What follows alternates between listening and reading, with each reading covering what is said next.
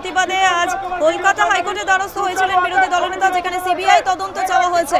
আমরা জানি গত 10ই জানুয়ারি রাত্রে চন্দ্রকোনায় বিরোধী দলনেতা শুভেন্দু অধিকারী কনভয় হামলা হয়। তারপরেই তিনি অভিযোগ করেন যে তৃণমূল কংগ্রেসের কর্মীরাই এই ঘটনা ঘটিয়েছে। তৃণমূল কংগ্রেসের দিকে আঙুল তুলেছিলেন তিনি এবং থানায় দীর্ঘক্ষণ ধর্নায় বসেন তিনি। সেই ছবি আমরা দেখেছি। এবার কলকাতা হাইকোর্টে দ্বারস্থ হলেন বিরোধী দলনেতা, যেখানে সিবিআই তদন্ত চেয়ে কলকাতা হাইকোর্টে মামলা করেছেন বিরোধী দলনেতা শুভেন্দু অধিকারী। পাশাপাশি চন্দ্রকোনায় আজ মিছিলের ডাক দিয়েছিলেন, সেই মতো মিছিল শুরু হয়ে গিয়েছে। সেই ছবি আপনাদের দেখানো হচ্ছে। অন্যদিকে হাইকোর্টে মামলা, যেখানে সিবিআই তদন্ত চাওয়া হয়েছে। হাইকোর্টে বিরোধী দলনেতা শুভেন্দু অধিকারী মামলা করেছেন, সিবিআই তদন্ত চেয়ে মামলা করেছেন। আর এই বিষয় নিয়ে বিজেপির রাজ্য সভাপতি শ্রমিক ভট্টাচার্য কি বলেছেন শোনাবো।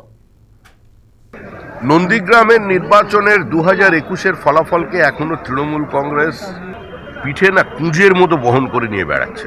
তো সেটা থেকে তারা ভুলতে পারেনি। কোনো মানুষ যদি দিনের পর দিন ওই স্যাস নামক অসুখে ভোগে, আমরা বারবার বলেছি আপনারা চিকিৎসা করান।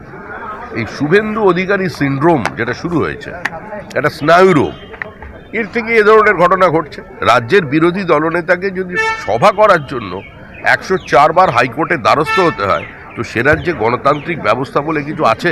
এবার শুভেন্দু অধিকারীর ওপরে প্রাণনাশের চেষ্টা হচ্ছে, প্রাণঘাতী হামলা হয়েছে। কুচবিহারের মগরাহাটে গাড়ি বন্ধ অবস্থায় সেখানে পেট্রোল ছেটানো হলো। তৃণমূল প্রতিক্রিয়া দিতে গিয়ে বলছে রাজ্যের সিআইএসএফ বহিরাগত। আরে আমাদের নয় বলছিল ঠিক আছে, কিন্তু যারা জওয়ান, তার মানে এখন যারা কাশ্মীরে সীমান্তে যারা বাংলার ছেলেরা ডিউটি করছে তারা ওখানে বহিরাগত?